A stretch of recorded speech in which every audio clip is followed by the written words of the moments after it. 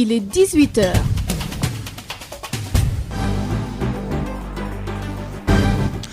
Mesdames, Messieurs, bonsoir et merci d'être à l'écoute de Sen Radio à la une de ce journal. Alerte du QCEMS après des examens du CFE bouleversés par l'hivernage. Le cadre unitaire syndical des enseignants du moyen et du secondaire constate amèrement, mais demande à l'État de prendre toutes les dispositions nécessaires pour les examens du BFEM et du bac prévus au mois de septembre. À Sédhiou, une vingtaine d'enfants talibés ont été retirés de la rue pour être acheminés vers leurs familles respectives, conduites par le préfet du département. Les opérations de retrait qui ont démarré hier vont se poursuivre avec toute la rigueur nécessaire selon l'autorité. Et puis le coronavirus qui continue d'étendre son emprise avec un bilan macabre de 4 décès en 24 heures notifiés ce matin avec 161 nouvelles contaminations. La transmission communautaire qui continue d'inquiéter a touché 61 personnes, des personnes réparties un peu partout dans le pays alors qu'une bonne partie de la population peine à porter correctement le masque, l'une des principales mesures barrières. En politique, on s'intéresse à la sortie du leader de la coalition Taxawu Sénégal, Khalifa Ababacar Sall. L'ex-maire de Dakar annonce son retour sur la scène politique et c'est dans l'ordre normal des choses selon le professeur Moussa Diaw, enseignant-chercheur en sciences politiques. Au Mali, la délégation de la CEDEAO à Bamako va rencontrer les membres du comité national pour le salut du peuple qui ont pris le pouvoir. En début de soirée, une rencontre avec le président Ibeka, détenu, est également annoncée. Mise en onde assurée par Alassane Ouad. Bienvenue à tous. Sud-Soir. Marie-Rosa Lingaï. Parlons tout d'abord de la pandémie de coronavirus au Sénégal. 4 nouveaux décès et 161 nouveaux cas de coronavirus, dont 61 issus de la transmission communautaire, 13 rien qu'à Ziguinchor, 6 à Saint-Louis. À ce jour, le Sénégal recense 266 décès et 12 850 cas, dont 4 250 sous traitement. Le docteur El Hadj Mamadou Ndiaye, directeur de la prévention, fait le point quotidien. Sur 1552 tests réalisés, 161 sont revenus positifs, soit un taux de positivité de 10,73%. Les cas positifs se répartissent comme suit.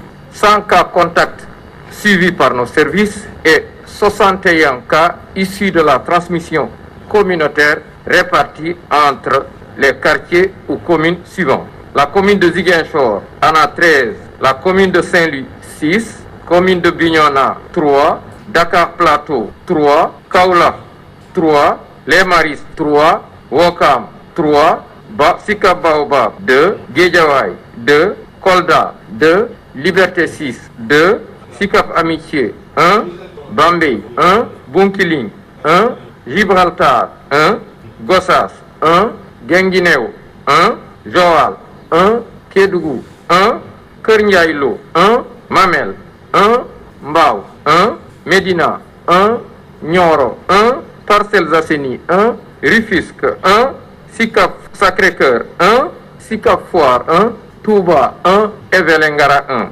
168 patients hospitalisés ont été contrôlés négatifs et déclarés guéris. 38 cas graves sont pris en charge dans nos services de réanimation. 4 décès ont été enregistrés ce vendredi 21 août 2020. L'état de santé des autres patients est jugé stable. À ce jour, 12 850 cas ont été déclarés positifs, dont 8 333 cas guéris et 266 décédés. Donc, sont sous traitement 4 250 patients. Comment doit-on porter un masque? Les Sénégalais le savent bien, même si souvent ils laissent le masque pendre au cou. La première explication, c'est qu'ils étouffent après quelques heures. Leurs explications dans ce reportage de Aïssatou Gueiba. À la question de savoir comment porter un masque, ils y répondent bien.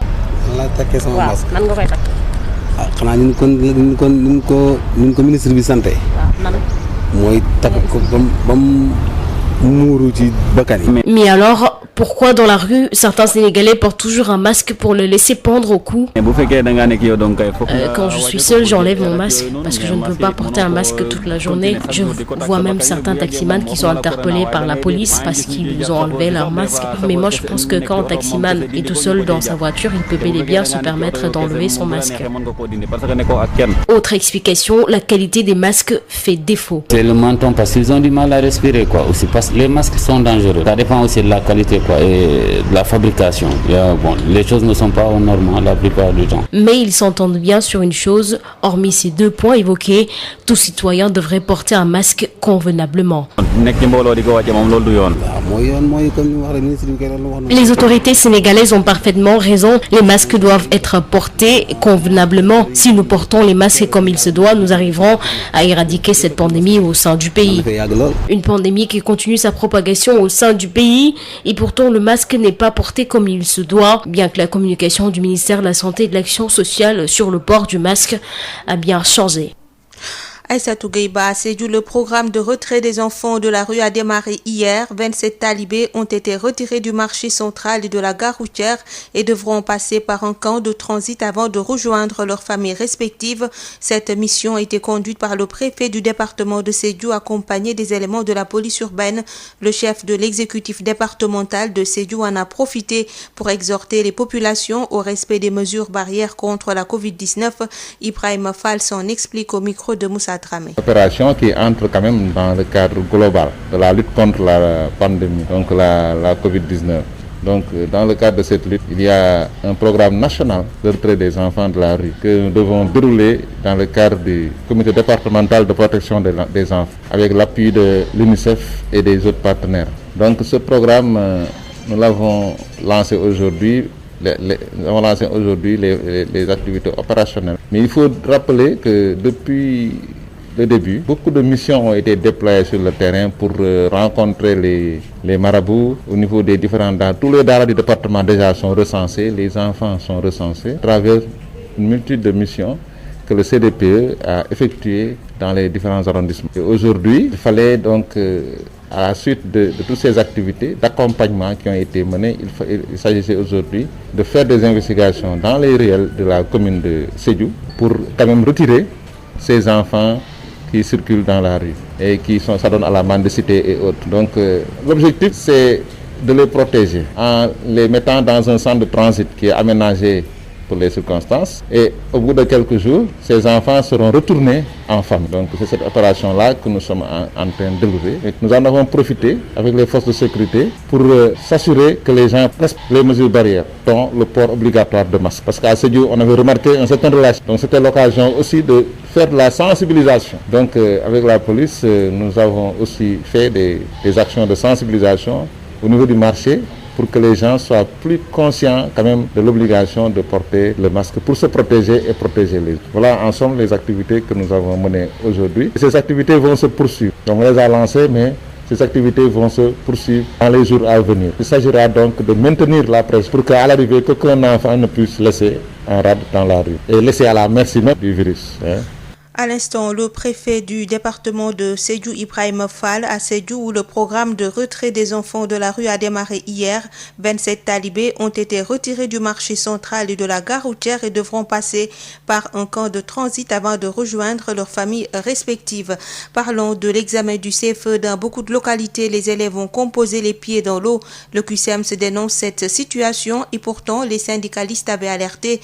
Dès lors, le cadre unitaire des enseignants du moyen secondaire demande au ministre de l'Éducation nationale de tirer toutes les conséquences de cette situation et de prendre toutes les dispositions pour les autres examens, à savoir le bac et le BFM, qui se tiendront respectivement les 2 et 14 septembre.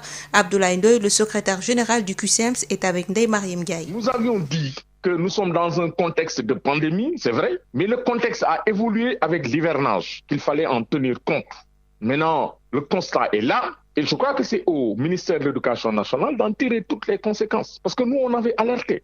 Et c'est inadmissible. Un élève qui doit faire un examen dans ces conditions, mais c'est pas possible. Il est perturbé. Ça, c'est un problème. Maintenant, ce que nous pouvons dire, après le CEF et l'entrée en 6e qui se sont déroulés le 20 août, les élèves doivent composer pour le BFM à partir du 14 septembre et pour le bac à partir du 2 septembre.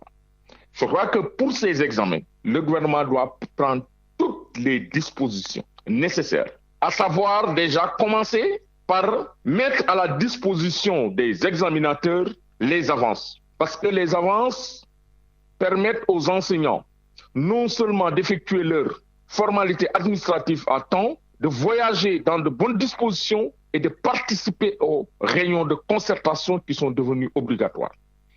Donc nous avons demandé aux autorités, notamment à l'Office du bac, de tout faire pour mettre les avances à la disposition des enseignants qui sont convoqués pour le bac. Le second aspect est relatif à la traversée de la Gambie. La Gambie a bloqué ses frontières avec l'épidémie. Mais s'il faut faire le tour, passer par Tambacounda, non seulement c'est un long trajet, mais c'est coûteux. Et là aussi, nous avons alerté les autorités. Et c'est au gouvernement du Sénégal de demander de prendre toutes les dispositions pour permettre aux examinateurs, aux Sénégalais, aux gens de pouvoir traverser la Gambie en prenant les dispositions nécessaires. Mais on ne peut pas demander à tous les enseignants qui doivent aller à Ziguinchor, à Oussouye, à Bignona, à Goudomp, de passer par Tamba. Et cela va même impacter sur la performance parce qu'ils vont arriver extrêmement exténués, fatigués. Nous sommes dans une situation extrêmement difficile. Je crois qu'également, il faut prendre toutes les dispositions et respecter le protocole sanitaire. Sud FM. Parlons politique en présent avec Khalifa Sall, le leader de la coalition Taxawu Sénégal qui annonce la reprise prochaine de ses activités. C'est dans un message vidéo de sensibilisation sur le coronavirus qu'il annonce son retour. Pour le professeur Moussa Diaw, c'est dans l'ordre normal des choses pour un leader politique et surtout avec tous les remous notés dans la sous-région et aussi sur le plan politique. Professeur Moussa Diaw, enseignant-chercheur en sciences politiques et joint par Ndeye Mariam Ndiaye. Vous savez, l'activité politique, ça ne s'arrête pas. Et dans ce cadre-là, je pense que c'est tout à fait normal qu'il reprenne ses activités parce que cela fait longtemps qu'on l'a pas entendu et sur des questions politiques, sur des questions aussi sur le plan sous-régional, notamment la situation au Mali. Donc les hommes politiques sénégalais doivent prendre position, doivent analyser et alerter parce que ce qui s'est passé dans la sous-région peut concerner aussi le Sénégal. Le Sénégal ne peut pas être indifférent de la situation au Mali et dans la sous-région. Donc il me semble que c'est très important que ces hommes politiques, les leaders notamment, et qui avaient observé une pause, reprennent leurs activités, prennent position et fassent des propositions pour faire avancer la politique au Sénégal. Et justement, professeur, par rapport toujours à Khalifa Sall, est-ce qu'il ne faudrait pas aussi qu'il pense à remobiliser ses troupes si l'on sait que beaucoup lui ont tourné le dos? Oui, de toute façon, il faut peut-être qu'il il a entamé des discussions avec ceux qui l'ont entouré, avec ceux qui participent à son organisation, à son mouvement. Je pense qu'il doit les relancer parce que les gens sont dispersés et si jamais il n'intervient pas, parce que ce sera l'incertitude, ils vont aller ailleurs. C'était là des propos du professeur Moussa Diaw, enseignant-chercheur en sciences politiques qui sera notre invité. Les Sénégalais vivant au Gabon à Franceville subissent ces derniers temps des violences répétitives. La dernière en date hier avec l'agression du nommé Arounassi qui a finalement succombé à ses blessures. Le comité des Sénégalais de Franceville alerte et interpelle les autorités pour mettre fin à ce phénomène. Un phénomène qui commence à perdurer. Samba Fall, président du comité des Sénégalais de Franceville au Gabon, joint par Adama Ndione. Les quelques jours qui sont passés là quand même, on a subi quelques agressions. Le premier, il s'appelle Amadou Konté, il est de Nguidjilone, dans le département de Matam. Donc il a eu à être agressé par un jeune avec un couteau.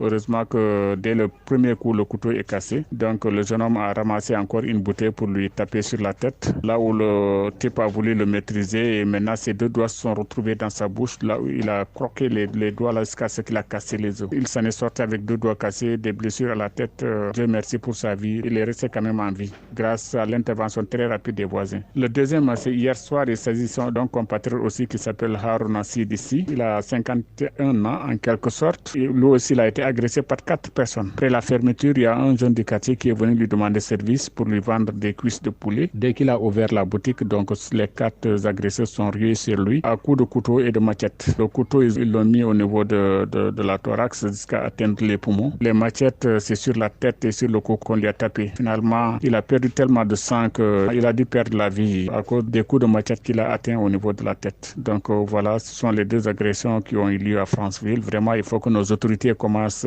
à se lever, puisque je me rappelle précisément le 4 janvier 2017, notre compatriote Amadou Ba a été sauvagement assassiné aussi dans sa boutique et on l'a retrouvé mort dans son congélateur où il vendait les poulets. Donc depuis ce temps, jusqu'à présent, cette affaire n'est pas élucidée. Bon, grâce à Dieu quand même pour les 2 affaires que je viens de citer là, les malfaiteurs ont été arrêtés. Hier soir, on a arrêté les 4 agresseurs. La première fois aussi, on avait arrêté le type qui avait agressé M. Conté. On demande aussi à l'État du Sénégal de vraiment venir en aide et de protéger de plus en plus les compatriotes qui se trouvent à l'étranger.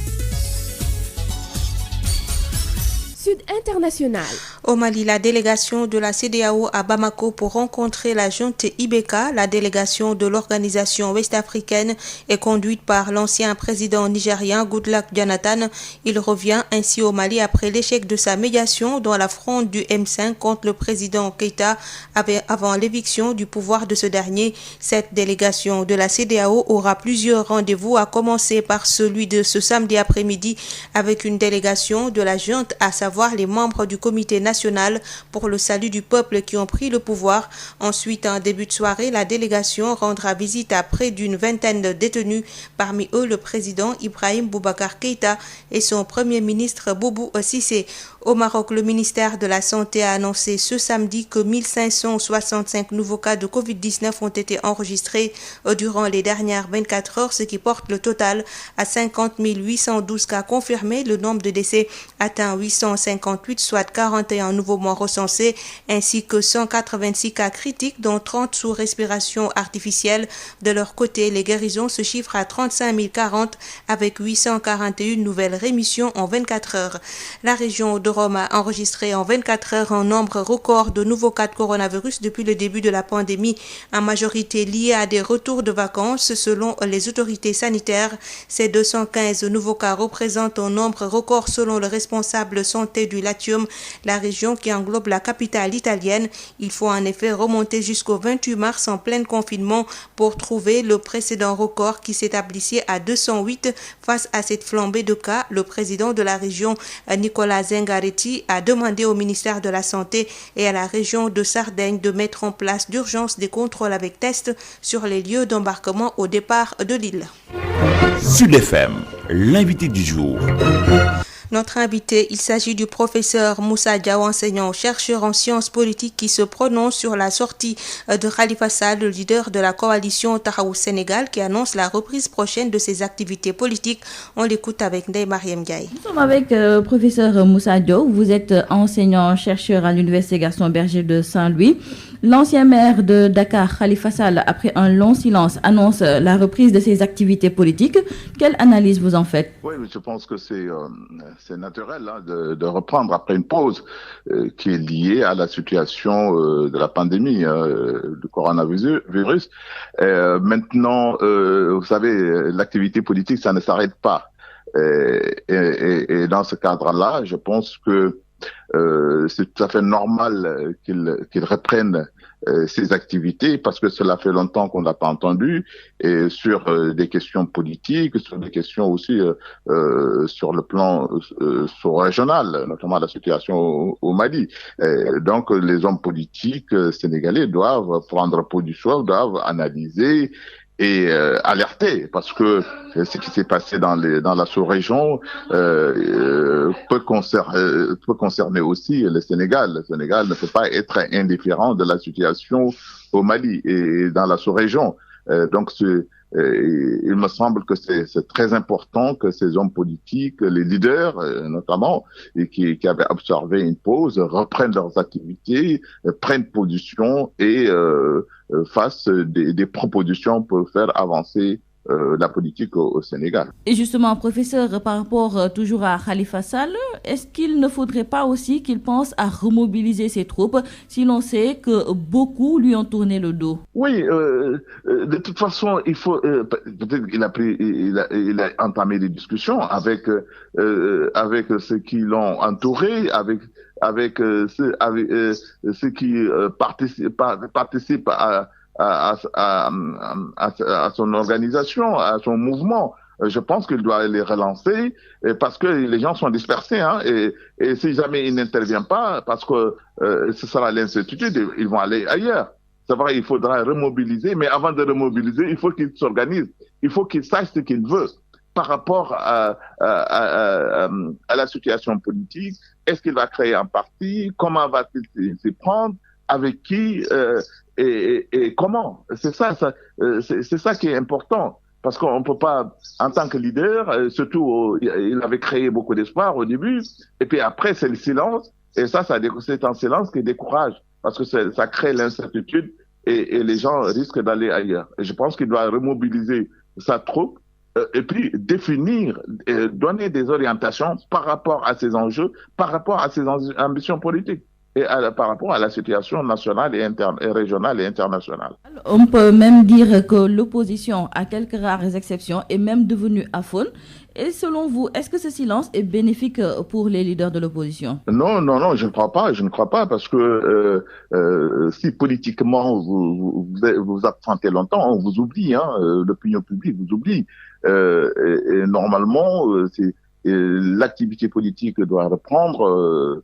Même si en s'adaptant bien sûr aux réalités de ce moment, mais cette pause et ce silence est inquiétant, inquiétant pour la simple raison que l'activité politique ne s'arrête pas et que les hommes politiques ne doivent pas par intermittence intervenir dans l'espace politique. Ça doit être permanent. Ils doivent continuer à imaginer, à réfléchir, à faire des propositions et des contre-propositions. Et c'est de cette façon-là que cela peut donner une certaine dynamique à l'activité politique et en même temps renforcer leur position par rapport à l'opinion publique. Parce que le fait de rester longtemps, on vous oublie et puis on passe à autre chose. C'est plutôt ceux qui parlent, ceux qui gouvernent que l'on écoute, parce que les solutions, normalement, proviennent de chez eux. Et pour ce qui est du dialogue politique qui reprend mardi prochain, un dialogue qui a été suspendu depuis le 23 mars, mais ce sera avec de nouvelles modalités.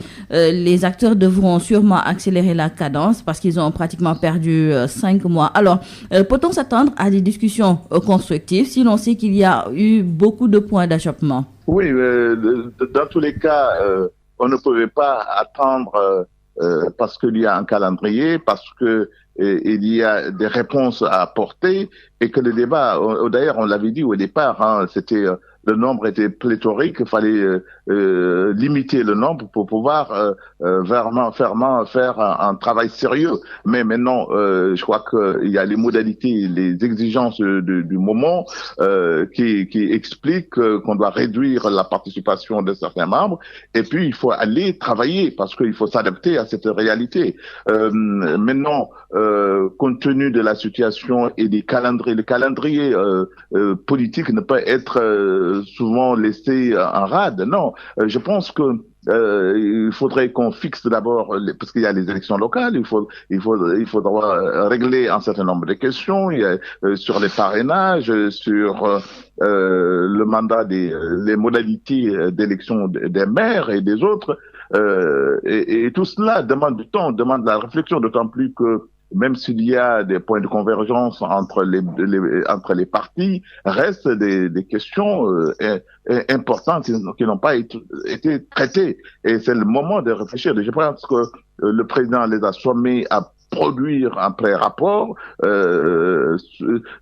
lequel il pourra se déterminer pour voir quelle date il faudra retenir pour les élections locales. Parce il faut qu'on fixe le calendrier. Il ne faut pas rester dans l'incertitude et puis chaque fois reporter les élections locales, et ça pose des problèmes de légitimité par rapport aux maires et par rapport aux autres. Et je pense que c'est maintenant qu'il faudra accélérer cette cadence-là, il faut l'accélérer et produire le document et surtout trouver des consensus pour les autres questions qui posent problème. Professeur Moussa Diaw, je vous remercie. Merci beaucoup. Je rappelle que vous êtes enseignant-chercheur en sciences politiques à l'Université Gaston Berger de Saint-Louis.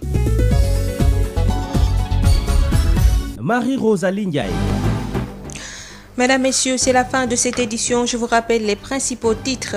Alerte du QCEMS après des examens du CFE bouleversés par l'hivernage. Le cadre unitaire syndical des enseignants du moyen et du secondaire constate amèrement, mais demande à l'État de prendre toutes les dispositions nécessaires pour les examens du BFEM et du bac prévus au mois de septembre. À Sédhiou, une vingtaine d'enfants talibés ont été retirés de la rue pour être acheminés vers leurs familles respectives. Conduites par le préfet du département, les opérations de retrait qui ont démarré hier vont se poursuivre avec toute la rigueur nécessaire selon l'autorité. Et puis le coronavirus qui continue d'étendre son emprise avec un bilan macabre de 4 décès en 24 heures notifié ce matin avec 161 nouvelles contaminations. La transmission communautaire qui continue d'inquiéter a touché 61 personnes réparties un peu partout dans le pays alors qu'une bonne partie de la population peine à porter correctement le masque, l'une des principales mesures barrières. En politique, sortie du leader de la coalition Taxawu Sénégal, Khalifa Ababacar Sall, l'ex-maire de Dakar, annonce son retour sur la scène politique et c'est dans l'ordre normal des choses selon le professeur Moussa Diaw, enseignant-chercheur en sciences politiques. Au Mali, la délégation de la CEDEAO à Bamako va rencontrer les membres du comité national pour le statut du peuple qui ont pris le pouvoir. En début de soirée, une rencontre avec le président Ibeka détenu est également annoncée. Mise en onde de ce 18h assurée par Alassane Wade. Merci de nous avoir suivis et bonne suite des programmes sur Sen Radio.